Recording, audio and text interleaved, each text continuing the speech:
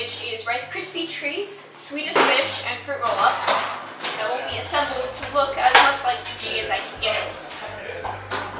Right now I'm just preparing the marshmallows and getting them melted.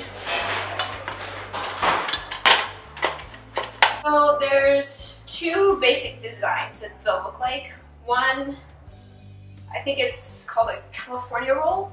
It'll have the Swedish fish in the middle, then Rice Krispie wrapped around it, and then the roll up all of the outside of that. And the other one will be like a little bar with the fish on top, and then the roll up around both ways.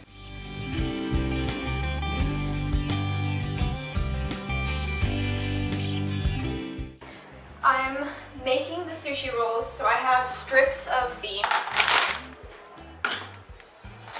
Rice Krispie treat that I'm rolling around Swedish fish.